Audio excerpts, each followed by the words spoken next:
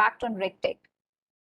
Let me welcome our moderator, Mr. Amit Das, founder and CEO Think360.ai, Mr. Athar Mankotia, Senior Investment Specialist, Invest India, Ms. Anjum Babaya, General Manager, Decision Analytics, Experian, Mr. Hemant Shivsagar, India FinTech Leader, EY, Ms. Natasha Jethmandani, CTO, Kaleidofit. Welcome all of you. Over to you, Mr. Amit. Thank you so much.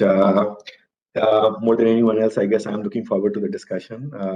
Sometimes you get the privilege of being a moderator when all you have to really do is sit by the sidelines and enjoy the conversation as it unfolds, right? I hope for everyone that I'm audible, and so will the rest of the panelists be.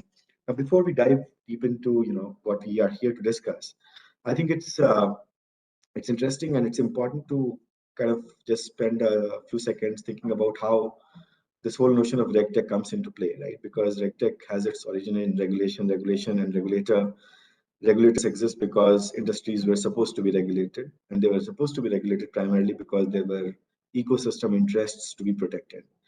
And when you think about the ecosystem, then you do not always think in terms of a constituent, but you think in terms of multiple constituents, whether it's the institutions, whether it's the consumers, whether it is the intermediaries that support how a process takes place, and so on and so forth. Now, in the light of that, the modern, today's world conversation about RegTech seems to be more focused on innovation. And that typically forces, I would say, two different questions, right?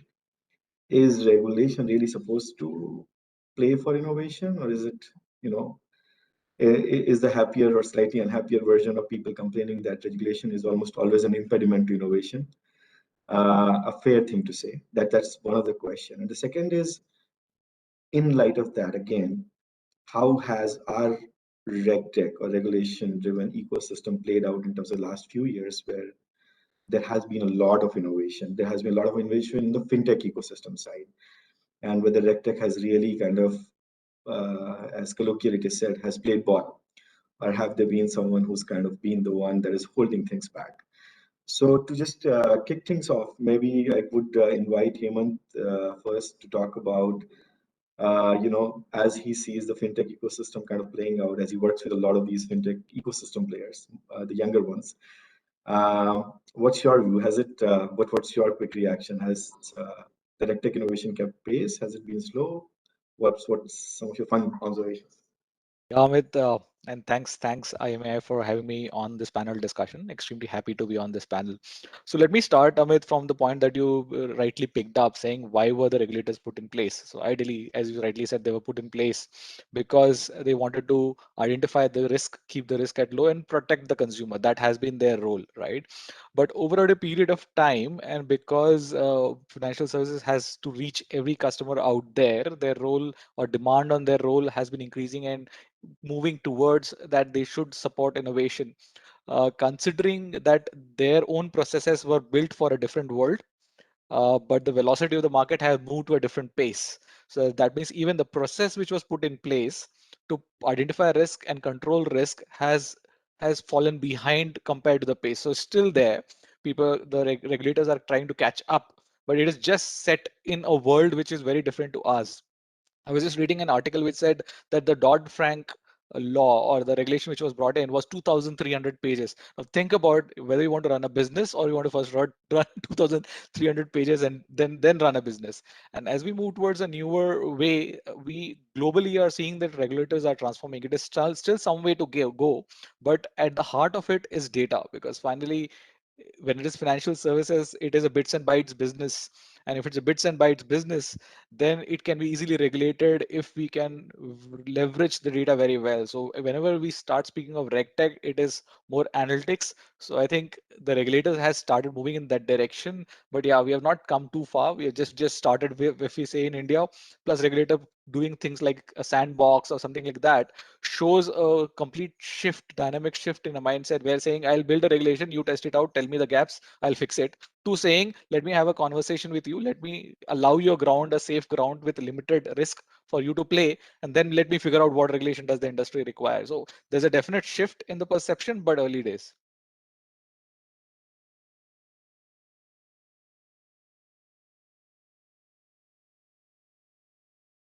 Can't hear you, Amit.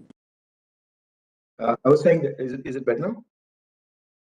Yeah, I was saying let you pick Athar's brain a little bit on that, because you also work a lot with the younger startup ecosystem, people trying to work more closely with big fishes, regulators, and not always having access to it. How have you seen that play out in terms of the shift that Hemant talked about? Thanks, Amit. Firstly, thanks to IMAI again for having me as part of this panel. You know, really looking forward to learning a lot from co-panelists as well, and all the other sessions that are planned for both today as well as tomorrow. Completely agree with Hemant on his particular points where it's early days for RegTech. However, where initially when we heard of things such as digital lending and digital payments, which have now, reached some sort of maturity or are still, progressing, but are now the penetration of those are felt at all the various grassroots almost in India. RegTech similarly is at a very decent stage right now. If we look at the entire fintech ecosystem of India with around, over 2,200 odd players, the pie of RegTech is fairly small right now. That can also be reflected or seen by the funding.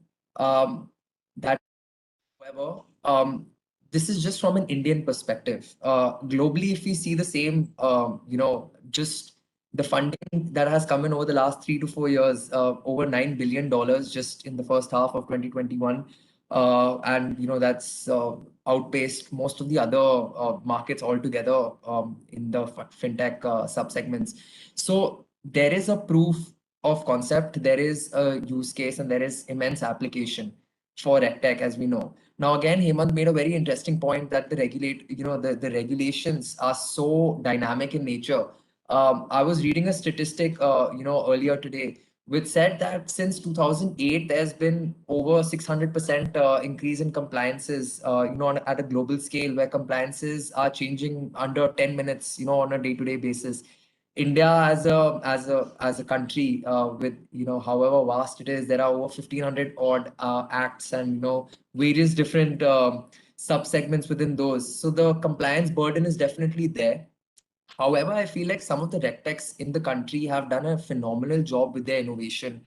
We hear RegTech as a buzzword. We hear things like artificial intelligence, machine learning, NLP as buzzwords and just things that we don't really see in front of us. But with RegTech, we can see those things happening. We can see the analytics in play at, and these are proof, again, these are concepts which are proven only through which can the regulators get that sense of comfort. Yes, last point that I come on this is that the regulators now are taking a complete cognizance of the technology that's there. The RBI has made immense number of statements over the last 1 year that they want to leverage regulation technology. They want to leverage soup tech to ensure that there are synergies that they can also identify and also help with particular regulation and helping out financial institutions. Because right now, with the compliance costs that are there, as well as the number of compliances that are there, we are facing a little bit of a challenge. However, I feel like now we are at that intersection where RegTechs are defining and forming a newer stance within the entire ecosystem of India. Thanks. Thanks a lot, Athar. Is that a decent enough point to kind of turn the conversation upside down and take it to Anjum? You work with a lot of larger institutions as experience. Yeah. And I believe that the way smaller players look at regulation is very, very different from the way larger ecosystem players look at it. They see it as a way of managing the business more than anything else. They see it as a way of managing risks also. And with all this, the equivalent of, let's say, the Singapore's regulatory sandbox that allows for innovation and thereby has a process for doing it. The counter viewpoint almost always seems to be India as a different and a more complex country. Does RBI really need to be worried about making 100 statements in a year and really support innovation to that extent? So I think the view that RBI does hold is going to be that they are actually looking to involve a lot of innovation and the kind of regulations that they're bringing about. It is something that we have seen, especially now with the pandemic. What we are seeing and over the last couple of months and 1 year especially, is that RBI has come out with a number of different pieces of regulation. And all of this has been driven on the back of some innovation or the other that has happened prior to this, right? So when you were actually looking at a video KYC regulation, which came out, let's say in early Jan, there has been a lot of innovation. Technology to be able to do due diligence has been in existence for 12 or 24 months prior to that, and there have been multiple use cases of where this has been applicable, right? And it's only post that the regulation has really come out to say, okay, this is the need, this is the technology and the innovation that already exists, and therefore what shall we do in order to make this more streamlined for the banking industry, for the financial services industry? Because if they don't necessarily make it streamlined, it can then really go haywire. And at the end of the day, it's the consumers who are going to have to really bear the brunt of it. So I think their viewpoint right now is really moving towards how do we streamline and bring this more into effect such that a larger ecosystem of players, banks, small industries, fintech players, so on and so forth, can use this entire technology in a more structured manner to get to the end result, which is at the end of the day, greater customer acquisition and better customer experience. I think these are the two pieces that even the regulators really looking at very diligently going forward, I think. Very interesting points. I actually have a few things that I just made a note about. One of the things that I remember very, very acutely was when the whole video KYC conversation was going on, before its sign off. One of the things that the regulator asked us in one of the meetings was, how can we trust your computer vision algorithm?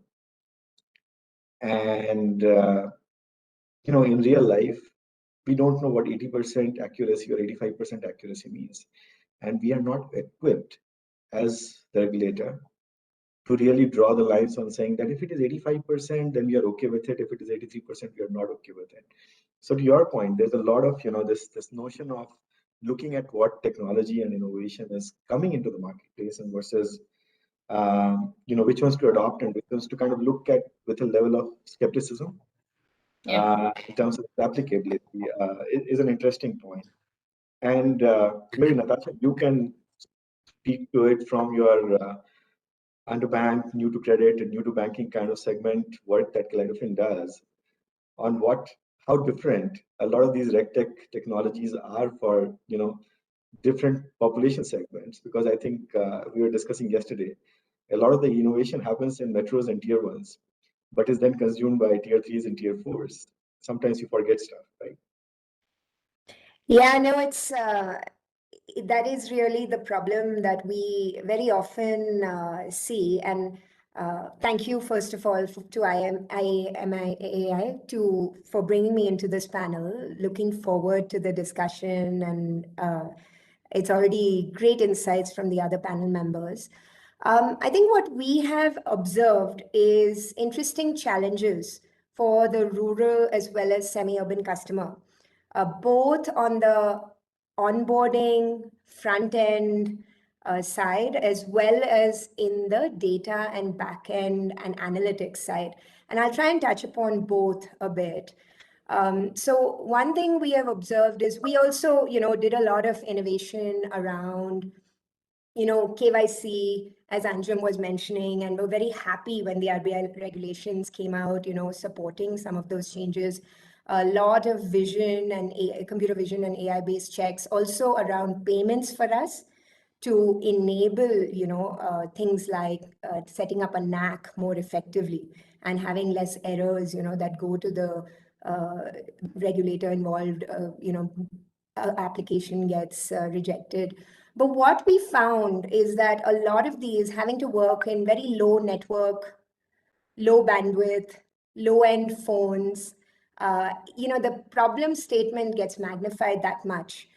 So of course, there's a lot. I think there's actually almost more investment one has to make on the tech and needing to work in offline mechanisms, but also getting really real-time feedback back to the customer so that their setup is done, because the efficiency of this model in the informal sector is very different, right? If you usually you're in an assisted world where an agent is helping the customer access a financial service. And if you don't give, say, real-time feedback at that moment, you may have lost the customer, because the next time you may be able to turn around and come back. You get the error back from the regulator involved, or from your own internal backups team. You've lost 2 days, 3 days. At that point, the customer is not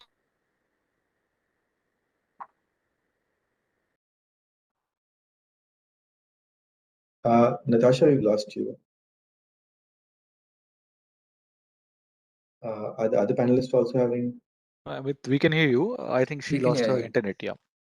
All right, so we'll probably hold off on that one. But picking from what Natasha was just talking about, Atharva, have you seen in your, Hemant, maybe you can also chime in, have you seen a differential adoption of specific RegTech technologies post-COVID? Because the world got this remote shot, right?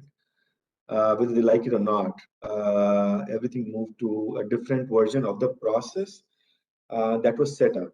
And speaking from personal experiences, we just realized that,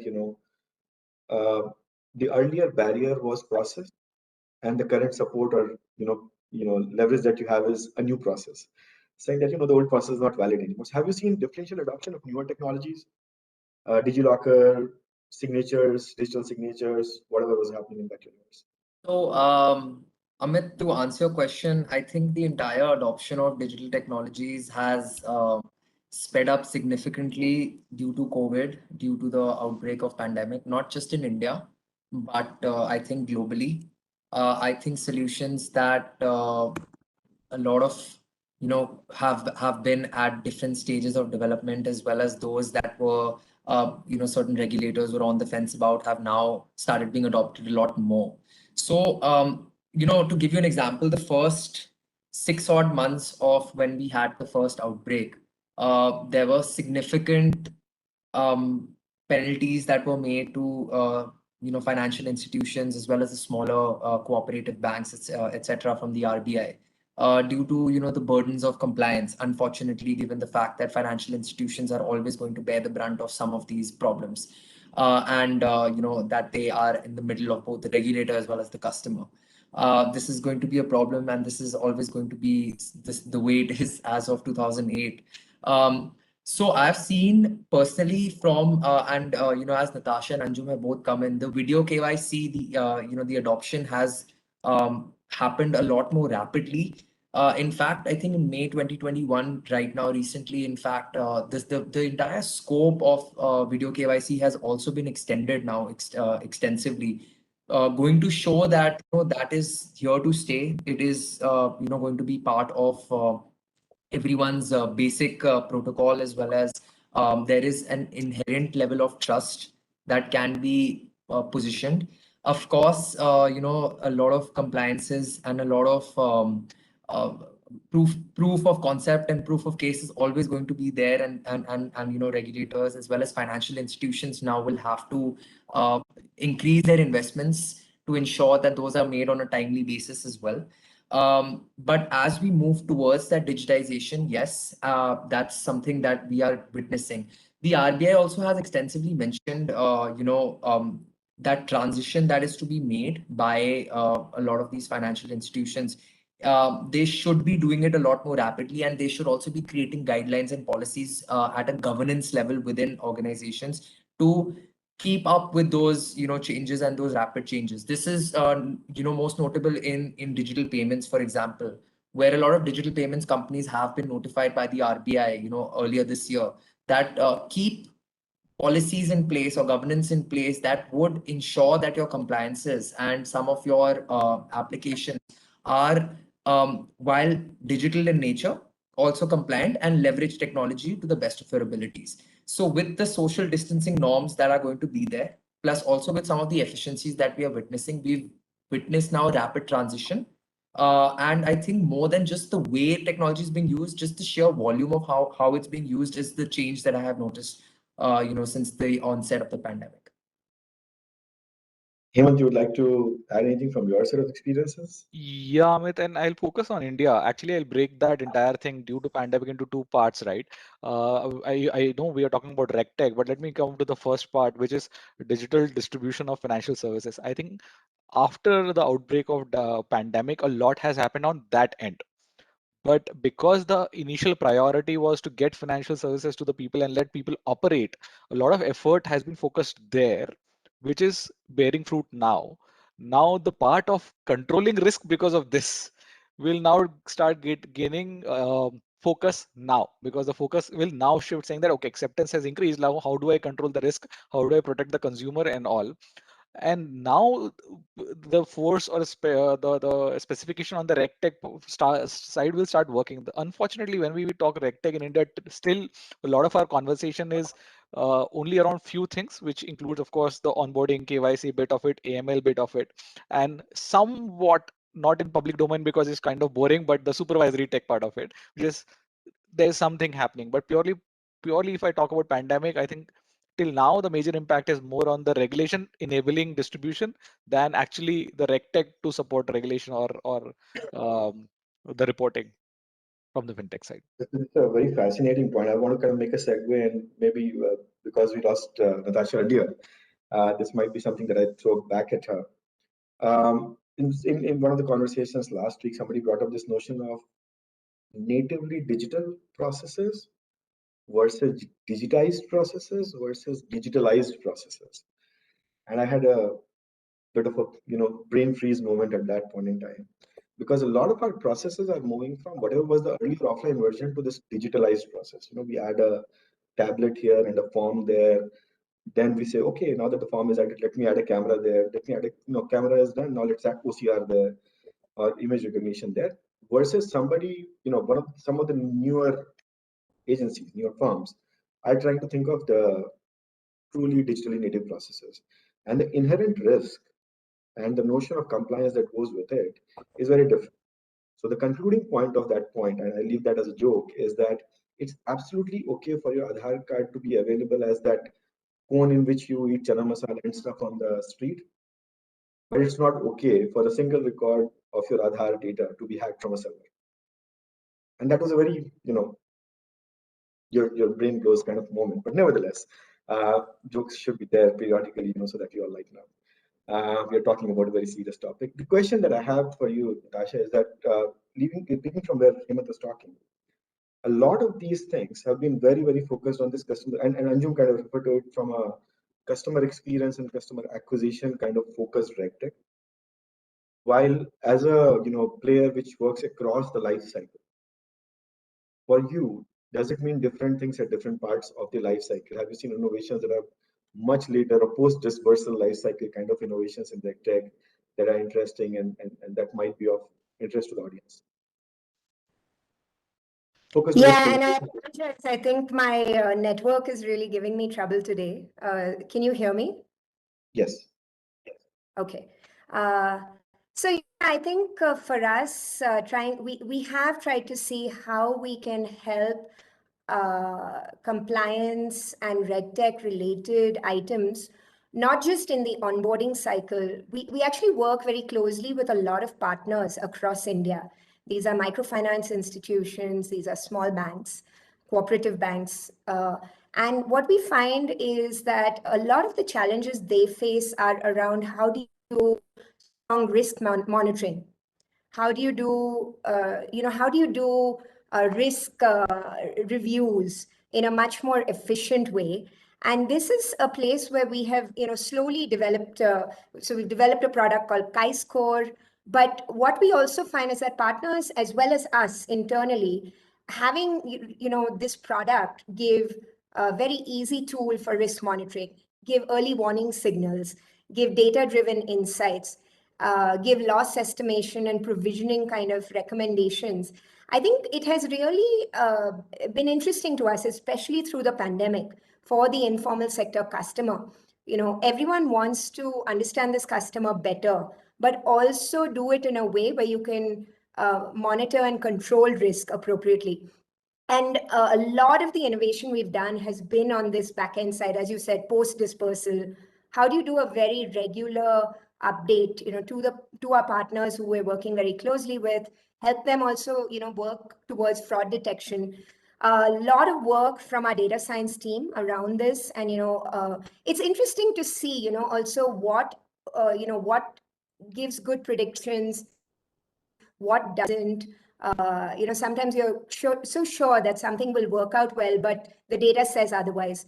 So we've been working really hard in this space, and I think we've got a long roadmap ahead of us also. But it's been really interesting to see that the back-end piece of this is really appreciated a huge amount by partners, and used a lot for our internal monitoring as well. All right. It's interesting to hear those stories, and I'm sure, and you work a lot with the data universe, and as a bureau also, Experian probably has a very interesting ringside view of almost the entire, I would say, a customer's relationship with the financial institution. A lot of people think that bureau is kind of relevant for the early part of it, but I have this feeling that you probably see a lot more than for a rank outsider gives you credit for. So I would be very curious to hear, some of those things that you're seeing as tech innovation across the life cycle that a customer has. No, completely agree, right? I think especially now, after we've seen about 12 months of the pandemic move ahead, and we've moved ahead from looking at customer acquisition through the digital journey, we have actually started over the last few months, started having conversations with our clients really on the entire customer life cycle, as you were talking about, right? And Bureau does provide a lot of this information intel, which is essentially to say, is this customer paying across other companies, for example, other credit lines, for example? What is the frequency? Is this customer, is it an intentional non-payment? Is it a more of a capacity or a circumstantial issue that's happening? And there are multiple such products across technology as well as analytics that we've developed to be able to provide these intels. These could be through scorecards, through machine learning algorithms. It is across multiple scopes and pieces of piece. And not just with the data that we ingest do we provide this information. This is also done across from a fraud perspective as well, from a fraud prevention perspective, which is more from a behavioral transactional piece as well across the customer life cycle as well, right? So for example, when we are talking and when we've gone and acquired customers for fintechs at the start of the funnel, the customers start interacting or transacting at that fintech platform, and those transactions then are subject to fraud as well as other risks in their entire customer life cycle. And that's where technology has started to play a role as well, with products like behavioral biometrics, which have come into place, with products which is centered around device intelligence, all having their roots in the digital ecosystem, but it's still helping us understand and identify which is at the end of the day a genuine customer and a genuine transaction, and then which is not necessarily in the genuine space of things, right? So we're doing this at multiple stages, and we've really come to that point where customers now, or clients or companies now, have come back to us and say, yes, digital acquisition is important, but it's also important for us to look at it from end to end as a perspective, and then come back and tell us, and we need information across all this entire points of time, because it's not just about acquiring the customer, it's about retaining the customer, it's about profitability across each customer, and also about maintaining that customer experience for them throughout the cycle. I'm especially fascinated about, this whole, it's a science by itself, this behavioral biometrics, but and I think somewhere in the customer PNL, I believe the behavioral biometrics has this twin, I call it, I'll probably parallel it to very orthogonal kind of requirements. One that comes from this notion of regulation, but the other that comes from the notion of cost of getting it right. And both, from what you are allowed to or supposed to do with all the information that you can potentially have. And that's a very tricky topic by itself. Versus, at what level does the cost benefit kind of weigh out, balance each other? It's one of those conversations that happens, because I always feel that we are so obsessed about customer acquisition that you forget that there's more, there's a lot of money to be made over the life cycle, right? So, no, it's an interesting point. I want to use this moment because there's a couple of those themes that got addressed. What I believe is a Pandora's box in the world of tech. and especially as some of the global conversation on this thing has changed. So whoever wants to take it up, if you want to take it up, it's a question which is around data, privacy, and the role of the regulator, right? So every business that all of us probably in this panel work with has access to baseline information or internally acquired information, which is significant. They have access to third-party syndicated, market-level, externally collected information, which can be extremely significant. And as regulated institutions, these are sensitive pieces of information. There are limited boundaries that have been set around, what's okay, what's not okay. And almost everyone, I can hear this in the subtext of whatever you guys have said. Almost everyone here seems to be a believer of analytics. When you have this tendency to search for, meaningful insights within the information that you have access to, and somewhere the lines get crossed. And we've had, the extreme examples of the Facebooks, etc., of the world getting pulled up by regulators in different markets. And if I think about some of those seminal moments, there is very limited regulatory technology available that even these large institutions can use to draw boundaries around what they do and what they don't do. So it's a balance between the data is there for available for monetization, but there is a principled stand that you want to take, which is about, where do you draw the line? And once you cross the line, somebody pulls you up. The regulator typically pulls you up and says, you're not supposed to do that. Now the question is, in this broader realm, I have seen two different threads evolve. One which is very focused on cybersecurity and related aspects in terms of the handling of data and regulation. And I kind of think of cybersecurity oriented tech as a play which is a 4-1 rectangle, because it enables regulatory compliance and security. And second is this whole notion of how do we marry these concerns around data privacy, monetization of data, etc., with the regulator's interest. Any open thoughts, anything that somebody wants to add to that? Because it happens to us, at least as a company, every week. People want to talk about it. And I can go on for a very long time, but I'll shut up.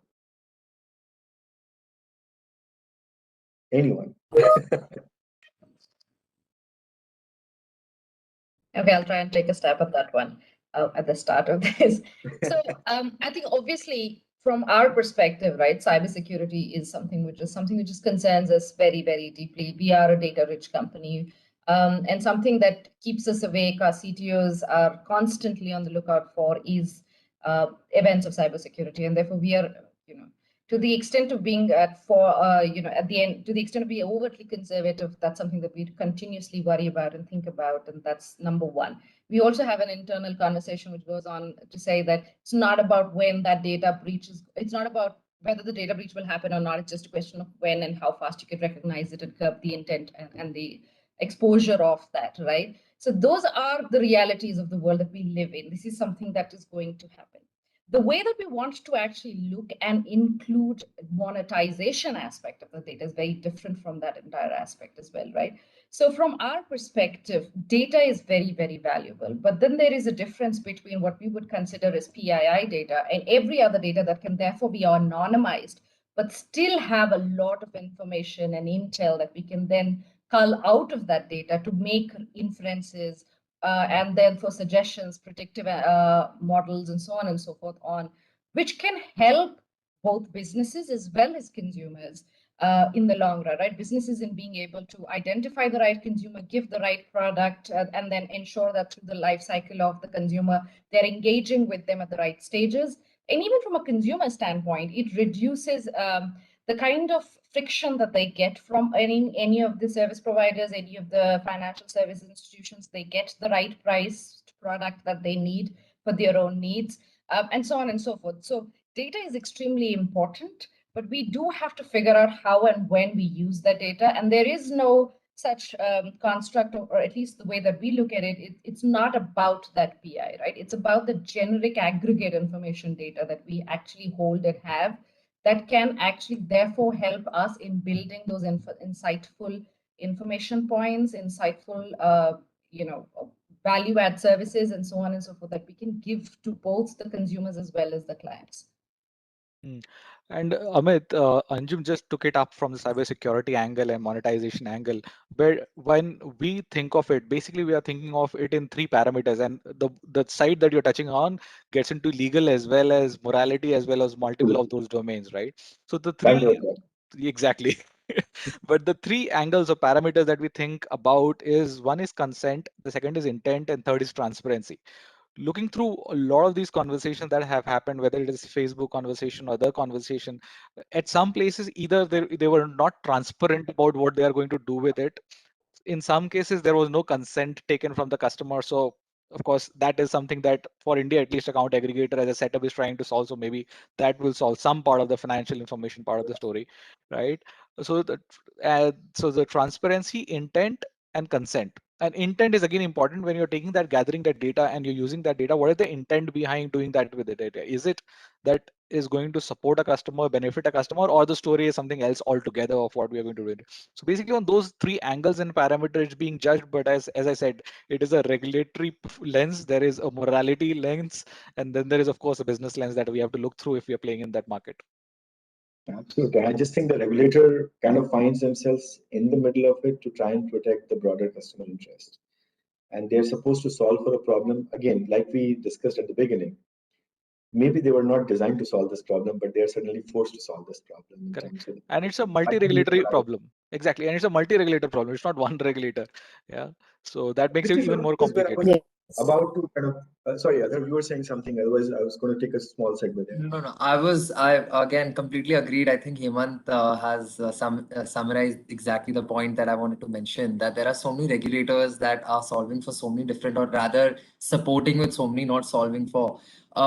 I think that case, and also how Anju mentioned that it's not about if, it's about when. That's the typical sort of thought process that goes into the head of all the parties that are involved, and much to the bewilderment of the entire regulator. However, that's where aspects, and that's where these testing sandboxes come into the picture. At least that's where at least we, and India has and India's regulators have a lot to learn in certain respects, as far as some of the counterparts that have done exceptionally well. Such as Singapore. Singapore was mentioned earlier in our panel discussion and conversation. The MAS especially has, from a regulator perspective, has shot ahead of probably all the counterparts in the world as far as fintech adoption. Small, Singapore might be as a country, but it's still one of the most significant financial services and fintech hubs in the world, because they've got that extensive support of that regulator who's there, who's open to different characteristics, the different characteristics that are that fintech entails, and also the support that can be extended. Now, the government of India is working extensively also with Singapore to learn and to collaborate on these aspects. We have joint working groups with Singapore, where all the stakeholders that are there within the government actually have a seat on the table, where the MAS is coming not just from a conversation. And I've had the privilege of sitting on some of these conversations. So the conversations just don't go around where there is no agenda item drawn out at the end of it, and there are just people who are talking and use cases spoken about. There are clear action items and a roadmap created and accountability drawn at the end of the conversation, and these meetings happen fairly regularly, twice a year, maybe more than that sometimes. In that, we've seen at least the MAS, and the MAS has also recently launched a fund, which is, I think, close to ballpark of about 30 million just for RegTech. These are the suggestions that are coming in, and the government is fairly open to these ideas and learning. However, the challenges are there with respect to the sheer number of regulators that we have in our country, and the various different use cases and jurisdictions of each and every one of them. We've seen certain times that there are particular issues where, of course, a RegTech can bring in a lot more efficiency for an enterprise, but the companies will choose to offset that cost benefit and take that higher turnaround time or the higher cost that is associated, just in the name of safety, which is what the standard protocol and what the standard current paradigm is. However, when these sandboxes start yielding us results, when the different regulators, and it's not just the RBI that's launched its sandbox, it's the other regulators that are also doing it with applications now in the over 100 for that matter in some of them. Once those happen, we will see some sort of use cases coming out of it, and hopefully we see a situation wherein that challenge of data, of how data is used, the consent, transparency, accountability, and all the aspects pertaining to it are solved for. We're close. We still have a way to go, but that's where conversations like today are critical and crucial, and also communicating these conversations, communicating some of these points to the government stakeholders so that they are aware and they're also open to integrating and applying some of these ideas. So that's just my 2 cents on the particular topic. Great set of thoughts. I think I'm also going to do a quick time check, and I wanted to get to the last segment, and we just got an audience question which probably fits in nicely with it. So I wanted to kind of get everyone here to do a bit of a crystal gazing exercise about what next in this tango between RegTech and FinTech. And the audience question basically is about what could be the roadmap for RegTech adoption in the FinTech ecosystem in the next 10 years to make sure companies, businesses stay compliant. 10 years is a very, very long time, I think, personally. I was just going to say that. Because I think regulators are changing foundational pillars every 12 months. Yes.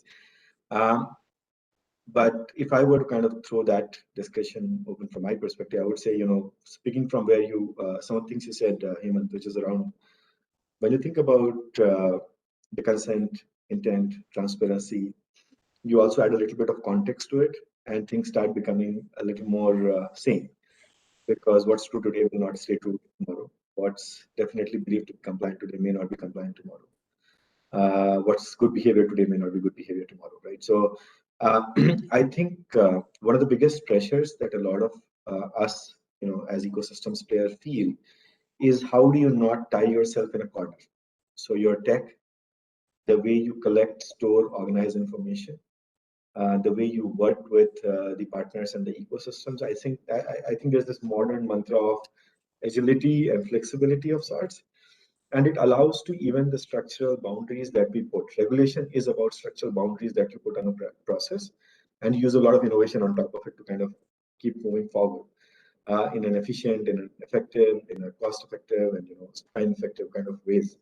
But somewhere that not getting tied in a corner seems to be our biggest worry, because I'm sure everyone here gets into conversations where things need to be done yesterday. Not today, not tomorrow, not 3 days from now, but yesterday. That's the favorite phrase that every implementation has. The same notion, I believe, would apply. But what, according to you guys, are like some of those big things, or new interesting ideas that you're hearing that may help? I mean, kind of segue into that question. Yeah, let me, Amit, take that up. Yeah, I'll take that up, because when the audience says 10 years, the science fiction fan in me would like to see, because earlier the science fiction was next 100 years. Now, when you say 10 years, it is already in the realm of science fiction of what may happen, what is possible. So if I look at 10 years, then I'm looking at a world, and considering that, for example, already DAOs are here, and we are still trying to figure out where to put them. Are they organizations? How do I monitor them? There is smart contract. So my view and hope for, say, in 10 years, the regulation would be not released as a paper, but it will be released as a code, which could be directly applied to the digital business that we are running. And then we can adjust to whatever as a contract, because finally regulation is a contract for us to adhere and play within that regulation. So that way, then my business, which is already a digital business, can adhere to those digital contracts and operate there. So as I said, I'll get into the science fiction domain, but that's what I'll see for 10 years, maybe. So I think your science fiction domain, maybe another. So my wish list for 10 years. See, to me, RegTech, to a large degree, RegTech and regulation is ultimately all about customer protection, right? It all goes back to protecting that customer. And so to me, I think the wish list would just be around, how do you really simplify what the customer sees, right? And if that's in India, how do you simplify this for that customer sitting in rural Bihar who just needs to understand what is she signing up for, and still have access to excellent financial products. And so I think we really need to think about, how to make things super intuitive, understandable, but applying every aspect of regulation in that, right? So if that means interacting with the customer purely with video, purely in terms that they understand, but having the entire, behind the scenes manage the regulatory aspects, I think that's really what we should really push for, so that the customer protection is achieved in the true sense. Absolutely. Anjum, you want to go? Yeah, since we are in the domain of science fiction and stuff like that, from my perspective, I think I want an environment or an ecosystem where we don't necessarily need regulators to regulate, right? We essentially are building the firms, the RegTech companies, or whichever ecosystem we're really working on. We are automatically looking at it from a perspective of end-to-end, what is right, what is moral, what is ethical, and building that into our ecosystems and codes. And it could be software code, it could be ethical, moral codes, it could be vision codes that we live with. But essentially, we get to a point where we don't have to be externally regulated, but internally, internally regulated. I think that would be my conversational or the wish list that I would want to have. Athar, any closing thoughts from you? I think my co-panelists have summarized it really well. I hope in a matter of 10 years, which I think none of us can probably predict, only hope for, that it's as simple. Of course, the customer's safety and the customer's data is kept at definitely the helm of the entire the entire process. However, it simplifies to the point where it's just a few buttons that are pressed. Everything is maintained absolutely securely. We use forward-thinking and forward-looking technologies that are already that we're already now experiencing, and hopefully the entire friction between the regulator and the financial institutions, etc., is something that we can just look at in the past. My closing thoughts would be what I overheard the other day. The best regulated world is when there is no regulation. So there is a problem if there's an accident. Otherwise, everything is working fine.